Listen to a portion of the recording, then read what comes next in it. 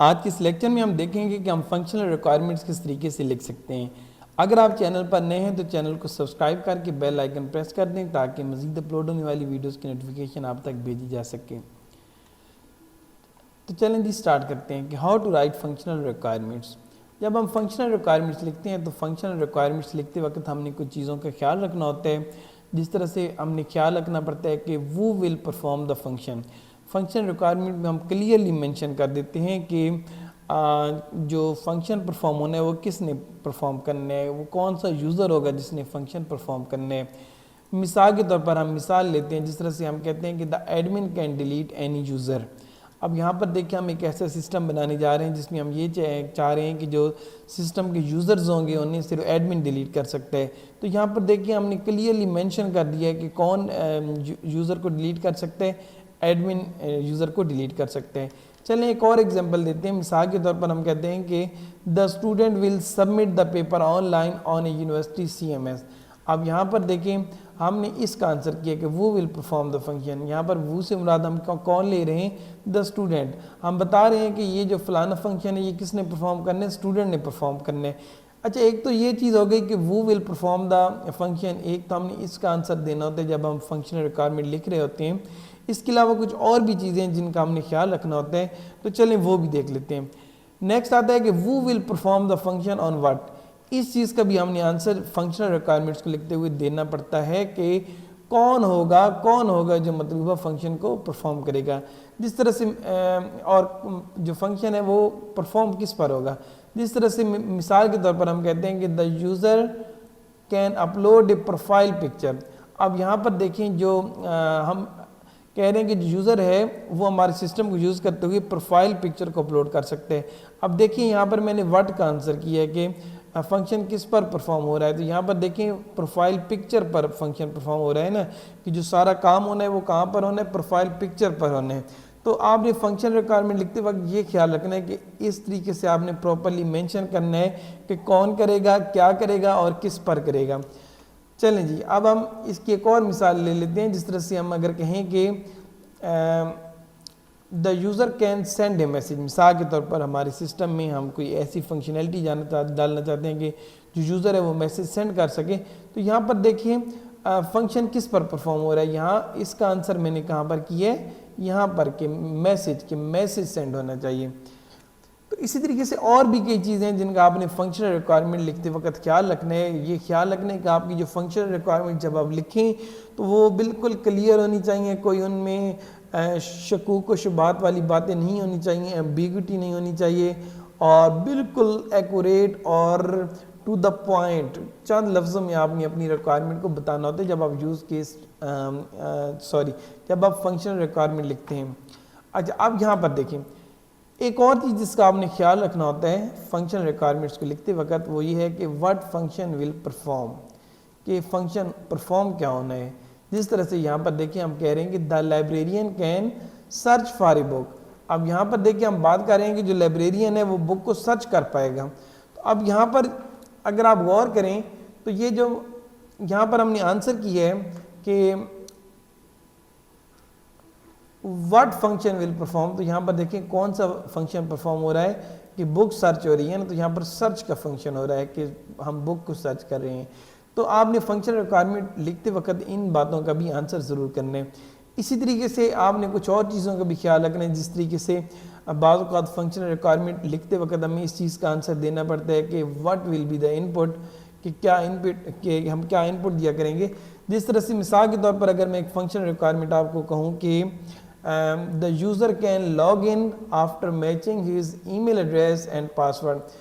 अब यहाँ पर ये आप सोच सकते हैं कि ये तो एक अंडरस्टूड सी बात है कि जो लॉग इन होगा वो ईमेल एड्रेस और पासवर्ड की मदद से ही होगा, तो इसे हम फंक्शन रिक्वायरमेंट्स में क्यों डाल रहे हैं।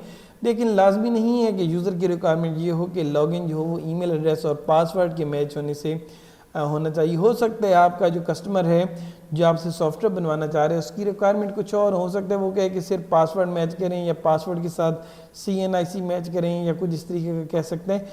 जो भी यूज़र की रिक्वायरमेंट है, जो भी आपकी कस्टमर की रिक्वायरमेंट है, आपने उसके मुताबिक लॉगिन का क्राइटेरिया यहाँ पर बता देना है कि लॉगिन जो होगा वो कैसे होगा। असल में फंक्शनल रिक्वायरमेंट का मेन मकसद ये होता है कि जब आपका कस्टमर आपके साथ डील कर रहा होता है कि उसे सिस्टम चाहिए जिसमें फ़लानी फंक्शनैलिटी होनी चाहिए, तो हम क्या करते हैं कि हम कस्टमर से फंक्शनल रिक्वायरमेंट्स लेते हैं और उनको लिख लेते हैं अपने पास बड़ा एक्यूरेट और मीनिंगफुल वे में, और इन्हीं रिक्वायरमेंट्स को फिर डेवलपर्स उठाते हैं और इन्हीं रिक्वायरमेंट्स को पढ़कर वो आगे प्रोग्रामिंग करने की कोशिश करते हैं, डेवलपमेंट करने की कोशिश करते हैं। तो इसलिए हमने अपनी रिक्वायरमेंट्स को कंप्लीट लिखना पड़ता है ताकि हमारी रिक्वायरमेंट को पढ़ते हुए डेवलपर बेचारे परेशान ना हो जाएं कि उन्होंने क्या करना है। अच्छा जी, तो और भी कई चीज़ें होती हैं जिनका आंसर देना पड़ सकता है हमें फंक्शनल रिक्वायरमेंट लिखते वक्त। जिस तरह से मिसाल के तौर पर हाउ इट विल प्रोसेस, कि ये जो फंक्शन परफॉर्म होगा ये कैसे परफॉर्म होगा। अब यहाँ पर देखिए मिसाल के तौर पर हम कहते हैं कि the teacher can add final term marks in CMS if mid term marks are already published. अब यहाँ पर देखें हमने कहा है कि जो सिस्टम है वो हमें सपोर्ट करेगा कि हम फाइनल टर्म के मार्क्स जो हैं वो एंटर कर सकें, लेकिन क्राइटेरिया क्या होगा कि अगर मिड टर्म के मार्क्स टीचर ने ऐड किए हैं सिस्टम के अंदर तो तभी वो फाइनल टर्म के मार्क्स एंटर कर पाएगा। अब देखें ना कि कितनी इंपॉर्टेंट यहाँ पर बात आ रही थी। तो इस तरह की जितनी भी बातें ये आपने प्रॉपर मेंशन करनी होती हैं फंक्शनल रिक्वायरमेंट्स को लिखते वक्त। एक और चीज़ जिसका आंसर आपने देना पड़ता है कि what will be the output. जिस तरह से मिसाल के तौर पर हम कहते हैं कि the student can see his result in A text on the result page after submitting the roll number. अब यहाँ पर देखें हमने प्रॉपर मेंशन कर दिया है कि जब स्टूडेंट अपना रिजल्ट देखना चाहेगा तो रिजल्ट उसे किस शक्ल में डिस्प्ले होगा। तो हमने मेंशन कर दिया है कि जो रिजल्ट होगा वो टेक्स्ट फॉर्म में डिस्प्ले होगा। जिस तरह से आप अपना इंटरमीडिएट अगर आपने किया है तो बोर्ड वगैरह का जब आप रिजल्ट चेक करते थे तो वो आपको टेक्स्ट की शक्ल में डिस्प्ले होता था। अब आप सोच रहे होंगे कि यहाँ पर मेंशन करने की क्या ज़रूरत है कि रिजल्ट जो है वो टेक्स्ट में डिस्प्ले होगा। ये आपको लग रहा होगा कि ये तो शायद अंडरस्टूड सी बात है, तो ये अंडरस्टूड सी बात नहीं है, क्योंकि हो सकता है आपको कस्टमर ये कहना चाह रहा हो कि उसको जो सिस्टम चाहिए उसमें जो रिजल्ट्स दिखाने हैं वो पाई चार्ट की मदद से दिखाने हैं, वो किसी ग्राफ की मदद से दिखाने हैं, या ये कस्टमर पर डिपेंड करता है कि वो आपसे जो आउटपुट चाह रहा है वो किस शक्ल में चाह रहा है। तो जिस तरह की वो आउटपुट चाह रहा है फंक्शनल रिक्वायरमेंट लिखते वक्त आप प्रॉपर उसको मेंशन कर दें। जिस तरह से यहाँ पर हमने कहा कि the student can see his result in A text form on the result page, और कब डिस्प्ले होगा, after submitting the roll number, कि जब हम रोल नंबर एंटर करेंगे तो तब हमें रिजल्ट डिस्प्ले होगा। तो ये कुछ गाइडलाइंस थी जो कि आपको काम आएंगी अगर आप फंक्शनल रिक्वायरमेंट को लिखेंगे। तो चलिए अब हम देखते हैं कि how to get functional and non functional requirement from a case study. आज हम नॉन फंक्शनल रिक्वायरमेंट का जिक्र तो नहीं करेंगे इस वीडियो में, आज हम सिर्फ देखेंगे कि फंक्शनल रिक्वायरमेंट जो है ना वो केस स्टडी से कैसे गेट करते हैं। तो आपने वीडियो को पूरा देखना, इसके बाद फिर हम थोड़ी सी कॉमन मिस्टेक्स देखेंगे जो स्टूडेंट्स अमूमन फंक्शनल रिक्वायरमेंट्स को लिखने के दौरान करते हैं। अच्छा चलें, मिसाल के तौर पर हम एक केस स्टडी लेते हैं। अब ये देखिए, पहली बात तो ये है कि आप सोच रहे होंगे कि केस स्टडी का क्या रोल है, ये क्यों ऐसा होता है कि टीचर्स जब पेपर बनाते हैं सॉफ्टवेयर इंजीनियरिंग का तो वो पेपर में केस स्टडीज़ दे देते हैं, इनका हमारी ज़िंदगी में क्या रोल है। तो मैं यहाँ पर आपको बताता चलूँ कि एज ए सॉफ्टवेयर इंजीनियर जब आप प्रोफेशनल लाइफ में जाएंगे, काम करेंगे, जब आपने कस्टमर्स को घेरना होगा तो फिर आपको क्या होगा, आपका जो कस्टमर हुआ करेगा वो आपको केस स्टडीज़ ही दिया करेगा। केस स्टडी से बना जाए कि वो कुछ बोलता जाएगा, धड़ाधड़ बोलता जाएगा, और आपने खुद उसमें से समझ के फंक्शन रिक्वायरमेंट्स निकालनी होती हैं। अब यहाँ पर मिसाल के तौर पर आपको मैं एक एग्जांपल दे रहा हूँ फाइवर की। फाइवर को तो आप सब जानते ही होंगे कि फाइवर एक ऐसा प्लेटफॉर्म है जहाँ पर लोग अपने प्रोजेक्ट जाकर देते हैं और डेवलपर्स उनको प्रोजेक्ट करके देते हैं। अब यहाँ पर एक एग्जांपल के तौर पर ये फाइवर की ये आईडी है। तो अब ये जो कस्टमर है हमारा, ये हमसे क्या डिमांड कर रहा है, ये हमसे डिमांड ये कर रहा है कि hi my WordPress website is running slow especially when browsed from iOS devices. Some plugins need update, pictures are slow in loading, and a proper optimization for the speed is needed. It's not a complicated website, just a portfolio of my work. I need someone to look at it and fix the issues above. Thank you. अब देखें ना, अब यहाँ पर गौर करें ना तो आपको जितने भी कस्टमर ज़िंदगी में टकरेंगे अमूमन वो इस तरह की आपको रिक्वायरमेंट्स दे दिया करेंगे। अब ये आपका काम है कि आपने इस केस स्टडी को समझना है और समझने के बाद आपने देखना है कि क्या आप इस तरह का प्रोजेक्ट कर भी सकते हैं या नहीं कर सकते। फिर आप जब कस्टमर अपने से बातचीत करेंगे तो अगर आपको केस स्टडी समझना आती है तो तभी आप कस्टमर से सही तरीके से कम्युनिकेट करके और ऑर्डर उससे ले सकते हैं। तो एक कामयाब सॉफ्टवेयर डेवलपर बनने के लिए आपको केस स्टडी समझकर उसमें से फंक्शनल रिक्वायरमेंट्स से निकालना ज़रूर आना चाहिए, नहीं तो आप एक कामयाब सॉफ्टवेयर इंजीनियर बनने में नाकाम हो जाएंगे और एक अच्छे डेवलपर भी साबित नहीं हो पाएंगे, क्योंकि आप डेवलपर तो होंगे लेकिन जब आपको कोई ऑर्डर ही नहीं देगा डेवलपमेंट का तो आप क्या कर सकते हैं। चलें अब हम इसी केस स्टडी को एग्जांपल लेते हुए अब इसमें से हम फंक्शनल रिक्वायरमेंट निकालने की कोशिश करते हैं। तो यहाँ पर ये देखिए हमने इसी केस स्टडी को पढ़ा, तो इस केस स्टडी में ये देखें हमने पढ़ा कि सम प्लगइन्स नीड अपडेट। तो यहाँ से हमें पता चला कि ये फंक्शनल रिक्वायरमेंट्स है कि हमने कुछ ऐसा स्क्रिप्ट लिखना है कि जितने भी प्लगइन्स हैं स्क्रिप्ट लिखना है या कोई ऐसी सेटिंग करनी है जो भी है कि हमारे जो प्लगइन्स हैं वो अपडेट हो सकें। तो अब देखिए यहाँ पर हमने ये यहाँ पर आ जाएं, यहाँ पर देखिए हमने एक फंक्शनल रिक्वायरमेंट लिखी है कि all expired plugins must be updated. अब यहाँ पर देखिए ना प्रॉपरली हमने मेंशन किया है कि जितने भी प्लगइन्स हैं वो सारे के सारे अपडेट होने चाहिए। चलें अब इसी के स्टडी को मज़ीद पढ़ते हैं। यहाँ पर ये कह रहा है कि pictures are slow in loading. यहाँ पर ये कह रहा है कि उनकी जो वेबसाइट है उनकी जो पिक्चर्स हैं वो स्लो लोड हो रही हैं। तो अब यहाँ पर देखें इसको हमने कैसे लिखा, इसकी हमने फंक्शनल रिक्वायरमेंट कुछ ऐसी लिखी कि all pictures must be optimised. अच्छा अब यहाँ पर देखें ना इस केस स्टडी को बजाय देखें तो हमें पता नहीं चल रहा कि फंक्शनल रिक्वायरमेंट्स क्या हैं, लेकिन हमने खुद समझना होता है और फंक्शनल रिक्वायरमेंट निकालनी होती है और उनको लिखना होता है। अब तीसरी देखें optimisation for the speed is needed. अब इससे हमने एक फंक्शनल रिक्वायरमेंट निकाली क्या कि the website must be optimised for speed, कि वेबसाइट जो है वो स्पीड के लिए ऑप्टिमाइज्ड होनी चाहिए। अच्छा यहाँ पर एक थोड़ी सी मैं इस टॉपिक से हट के बात करूँगा कि आप परेशान हो गए होंगे कि ये जो स्पीड का वर्ड मैंने यूज़ किया है, आपने तो पढ़ा होगा कि स्पीड जो है ये नॉन फंक्शनल रिक्वायरमेंट है। तो यहाँ पर हम फंक्शनल रिक्वायरमेंट में क्यों स्पीड की बात कर रहे हैं, तो यहाँ पर मैं आपको बताता चलूँ कि ये जो आपने काम करना है कि वेबसाइट की स्पीड को ऑप्टिमाइज़ करने के लिए जो जो आपने कोड लिखने हैं या सेटिंग्स करनी है वो सारी हैं फंक्शनल रिक्वायरमेंट्स। अब वो सारा कुछ करने के बाद आपने उस सिस्टम को कितना फास्ट किया है ये उसकी नॉन फंक्शनल रिक्वायरमेंट है। तो इसमें कंफ्यूज नहीं होना आपने।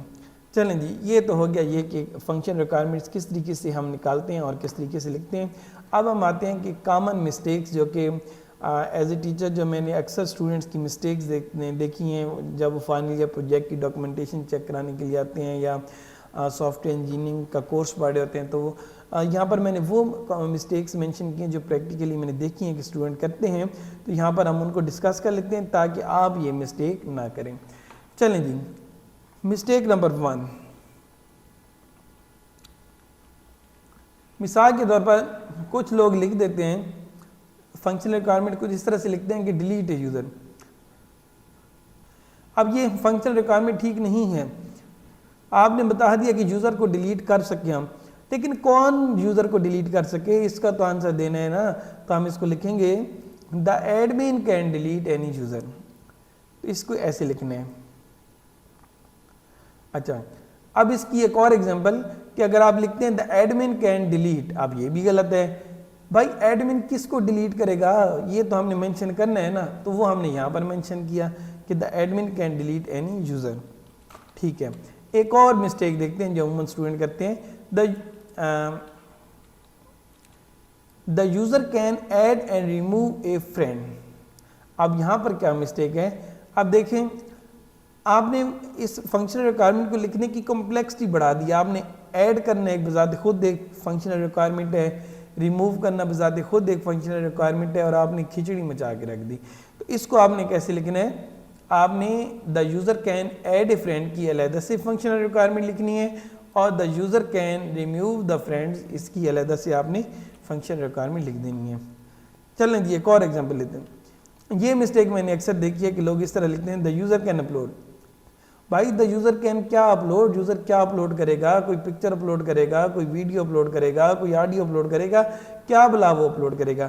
तो हमने बताना है कि the user can upload A profile picture. अब हमने क्लियर कर दिया कि क्या अपलोड करना है, प्रोफाइल पिक्चर। तो आप जब डेवलपर्स कोड लिखेंगे तो वो ऐसे पिक्चर्स को ही हैंडल करेंगे ना कोड में, कि अगर अपलोड हो तो क्या अपलोड हो, पिक्चर अपलोड हो। इसी को कुछ लोग ऐसे भी गलत करके लिख लेते हैं कि the user can upload A picture. भाई पिक्चर कौन सी पिक्चर? अब जिस तरह फेसबुक की हम मिसाल ले लेते हैं तो फेसबुक में प्रोफाइल पिक्चर भी होती है, वो पिक्चर जो आप अपनी टाइम लाइन आपकी होती है वहाँ पर जाकर अपलोड करते हैं, गैलरी में अपलोड करते हैं, यानी कि बहुत किस्म की पिक्चर हो सकती है ना। तो आप मेंशन करें, जिस तरह हमने मेंशन किया कि the user can upload A picture. कौन से वाली पिक्चर? Profile picture. अच्छा जी, एक और मिस्टेक जो स्टूडेंट करते हैं, the user can send A message. अब यहाँ पर देखिए, यहाँ पर क्या मिस्टेक है, आपने कह दिया कि user can send A message. अब देखिए, हो सकता है एक सिस्टम के अंदर बहुत सारे यूज़र्स हों, एडमिन हों, कोई कैशियर करो लो, कोई लाइब्रेरियन करो लो, यानी कि डिफरेंट किस्म के यूज़र हो सकते हैं।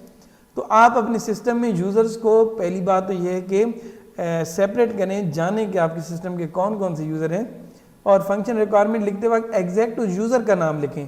अगर आपकी मुराद ये है कि आप एडमिन की बात करना चाह रहे हैं तो यहाँ पर लिखें कि admin can send A message.